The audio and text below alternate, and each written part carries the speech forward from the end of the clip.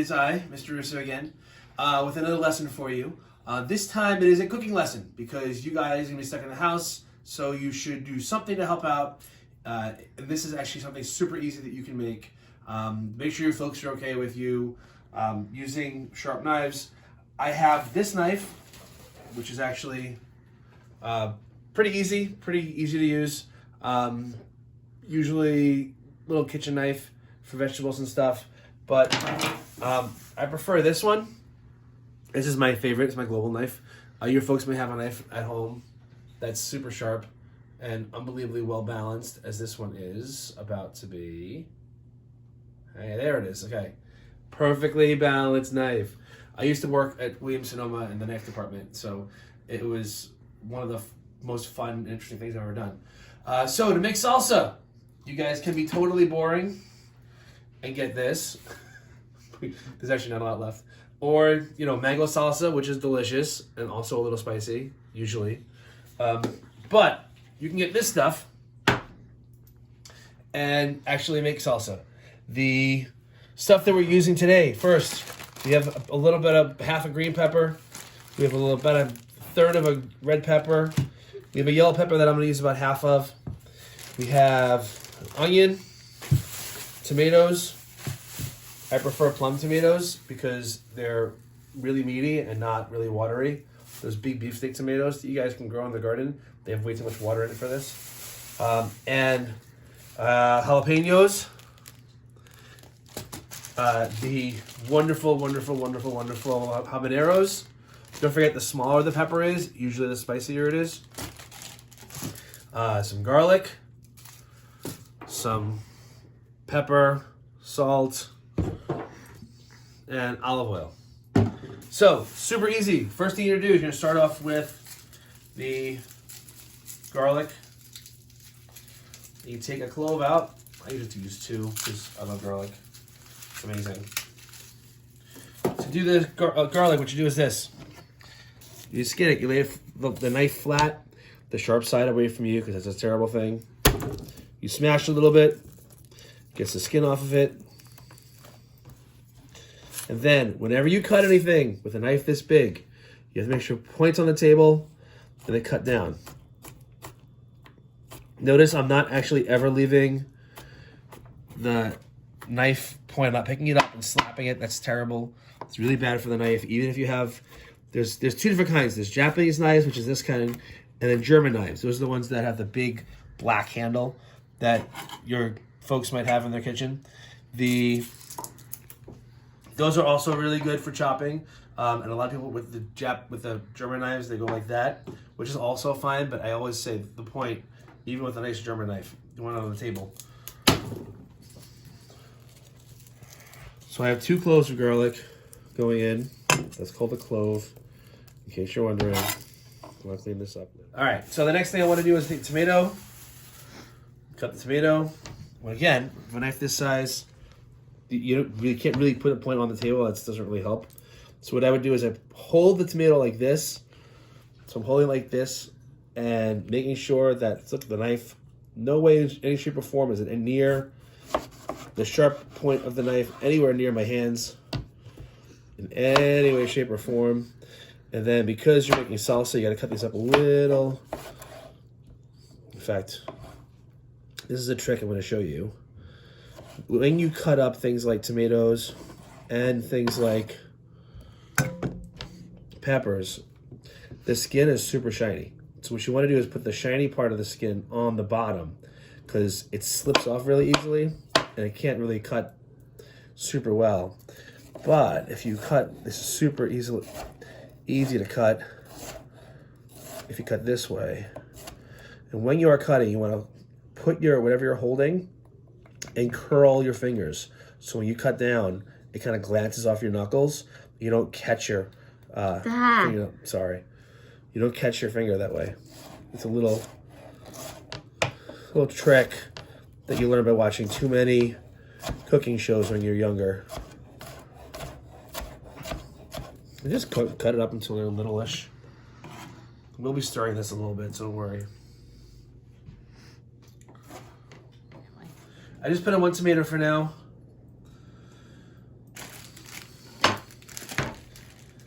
onion. I'll probably put in a couple more tomatoes. Tomatoes, the tomatoes, I think you can do like either the most or the least of, because it kind of just serves as a base. Because it's the thing that's not spicy. Go. All right, then the onion. Onions, they make people cry sometimes. I don't really have that happen all the time. And you're just gonna cut down. And I'd say the best thing is to cut like that. If you cut like that,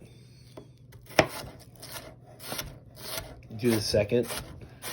This is the part that makes people cry usually, because it releases this chemical that a lot of people's eyes just have a reaction to.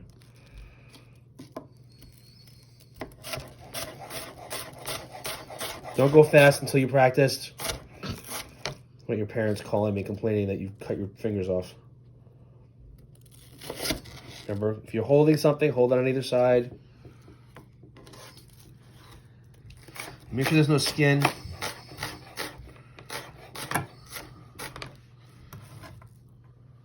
Let's put that in there.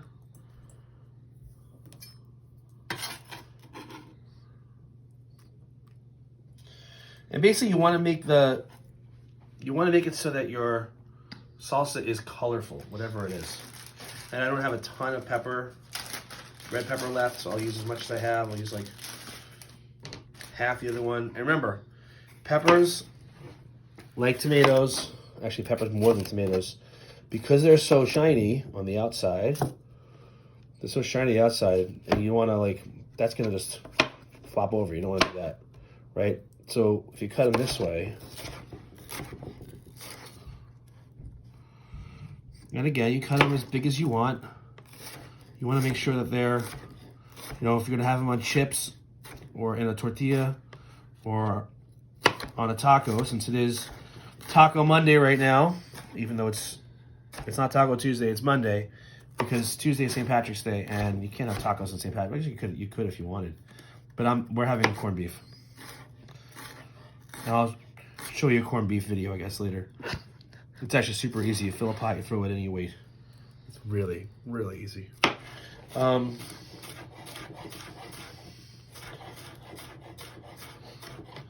as these guys get cut up,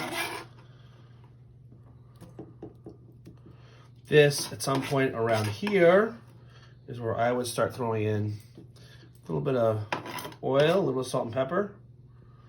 And then, cooking is a very messy thing. When you have stuff, you want to throw it away. Try to keep everything as clean as possible whenever you can. That way nothing gets lost, nothing gets in the way, nothing gets broken. You don't accidentally slip. You don't put something where it doesn't belong.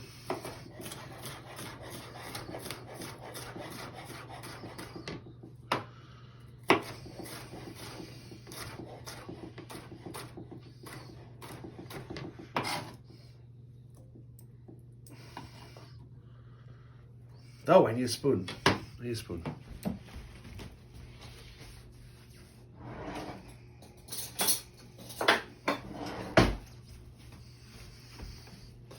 Very important. So now here we have tomato, red pepper, and onion. So it's mostly red. Take a little olive oil and drizzle it on. Not a ton. Pinch of salt. Pinch of salt is that much. Right? A little pepper. Not a lot. I feel like this needs a little more tomato. But as you get used to making your own salsa or making your own food in general, you get to know exactly what it needs and what it doesn't need. And say, oh, that looks perfect, or that doesn't, because you've done it before. That's what you have to do, practice. Like anything, you must practice. I remember when I was 14, for my parents' anniversary, I made them chicken marsala. That was their favorite food. Again, not that difficult, and who knows, maybe we'll do a chicken marsala recipe at some point too, because we might be here forever. So, green pepper is usually the mildest pepper. It's the one that doesn't have a lot of kick to it.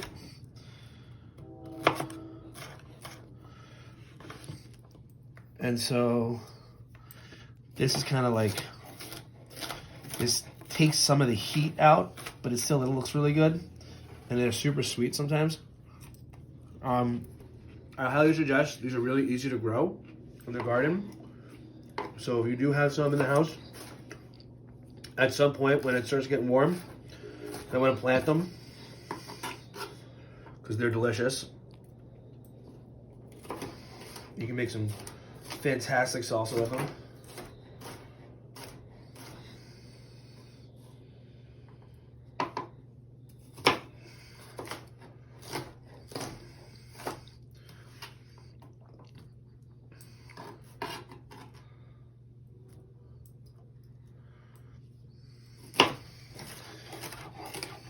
Starting to get a little colorful, not too colorful, but a little colorful.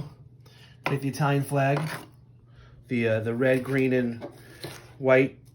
If you have not yet, I highly suggest you guys find that clip on Twitter of the Italian Air Force taking on the coronavirus. It's one of the best, most amazing things. I cried. It was incredible. There were real tears. But then again, I'm a crier. I don't know if you guys are criers. I cry at pretty much anything. If it has anything to do with dogs, I cry. If it has anything to do, like a really good greeting card, I cry. Yellow pepper, also not too spicy. You gotta cut at some point. All right, so what you wanna do, the seeds. Now this is up to you. The seeds are the spiciest part. It's where all the capsaicin is. The capsaicin is the oil, the chemical that makes peppers spicy. Whether you want to put them in or not. Let's see. This is like, red, yellow, green peppers, probably not so much. But if you spend a lot of time holding, playing with the jalapenos or the habanero peppers or anything spicier than that. I know you guys have heard of a ghost pepper. I had one once. It was painful, like literally painful. I had a small one, like maybe that much in a taco. And I had 5 scoops of ice cream, 3 just inhaled 3 big glasses of milk. It was one of the most miserable experiences of my life. You can ask Mr. Colavincenzo about it when you see him, or talk to him, or Zoom with him, whatever you guys are doing. He very soon after, we had a student who gave us both some. He very soon after tried it himself and had a similar experience. We're like, no, we can take it because they're hot peppers and we're tough. But oh my God, it was miserable. Anyway, this is not a ghost pepper. I highly suggest against putting ghost pepper in anything. But you are now getting a really nice mix of colors. God bless you. A really nice, now a little more salt. That's like a little, I grab enough to fit in like there, right? This is what that looks like. The next, jalapeno, because I need some kick. This one you have to be really careful with, all right? I highly suggest first cutting off the stem, all right? And depending how spicy you want it. If you don't want it spicy, you can cut like this, the long way. And then be very careful and take out this the meat, the sides like that. And cut it up because even that part is spicy. And that goes in. Or if you like spicy things, when you go to a restaurant and they give you like jalapeno poppers, whatever, this is sometimes what they do, just like this. And remember, those seeds and the lining in the middle, that white stuff in the middle, that's where all the casein is. The casein, yeah, capsaicin, not casein, capsaicin. Casein is a protein in milk, in case you're wondering. That's what casein. Why do you know that? I know that because my son's allergic to it. But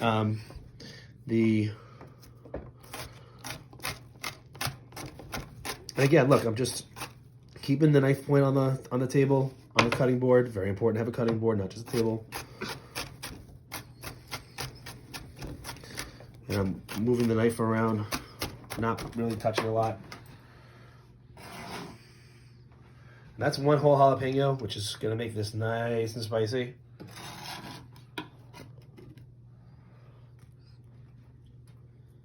And you know, once again, you get used to the feel, you get used to what it looks like. That's looking pretty good right now. I'd say it needs a little more oil. Maybe that other tomato we were talking about.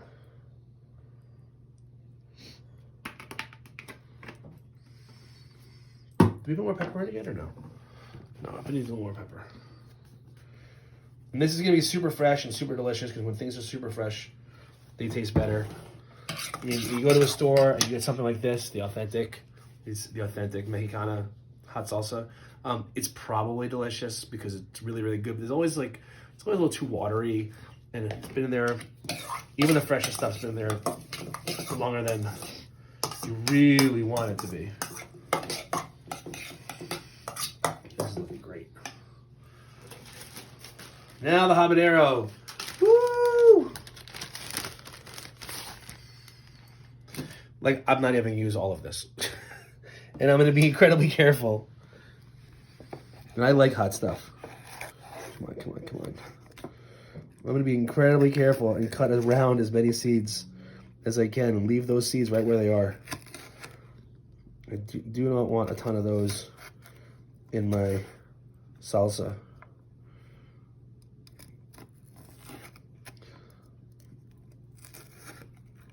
You know, and make sure your knife is very sharp if your parents don't have it. I have a knife sharpener, but then again, I'm a nerd who worked at Williams-Sonoma. So obviously I have a knife sharpener specifically for my Japanese knife. I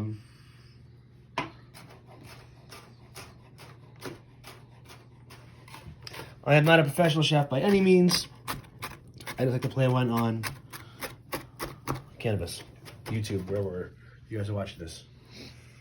And that is going to be plenty of habanero for this salsa. Oh, get your tomato. It needs the extra tomato, right? Sure. Yeah.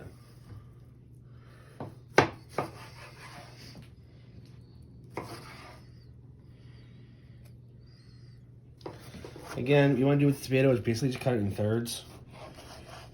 And that makes it nice and easy to kind of cut into smaller pieces. Try to keep the skin side down. Cut the meat first. And even if you don't cut it all the way through perfectly, once you start mixing it, it'll cut itself a little better. Oh, these are a little too big still.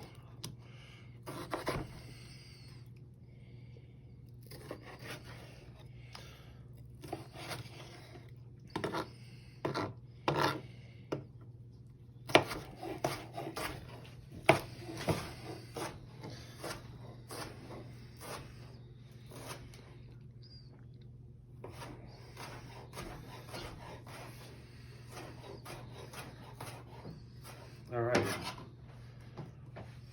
And I know that big knives look scary sometimes. If you know what you're doing, they're actually a lot safer, because I'm not trying to use this little knife and get in there and cut that thing a million times and maybe scratch myself or whatever, which you don't want to do. Nice, a lot of cutting. If it's nice and sharp too, a sharp knife is a lot easier to cut with than a dull knife. Dull knife, you have to just sit here and go like this, and you don't want to do that because it's terrible. It's a terrible idea. People get hurt that way. And then you have this lovely, wonderful salsa. It looks kind of like that. And I'm going to have my tacos tonight. So, there you go. Okay. 2 hours later. All right, so we actually found chips, so I'm gonna do this.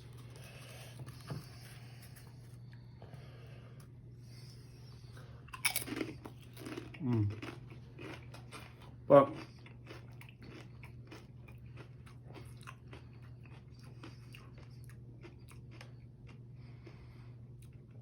One of the nice things with the habanero. Oh, yep, there it is. Woo! Yeah, that habanero is a little bit of kick. Really good. I like it. So yeah, enjoy. Hopefully you guys can, at some point, while you are doing nothing, you have just learned how to make really good salsa. Go to your local farmer's market. That won't happen anymore. Or your local grocery store that hopefully isn't out of everything. And get these simple ingredients, peppers of different colors, just to make it look pretty and make it taste good. Jalapeno, habanero, we put 2 tomatoes in, and a little bit of onion. Add things if you want to add things. Leave things out if you leave things out. But it's something interesting and fun for you guys to do while you are away from school. All right, there we go. Goodbye.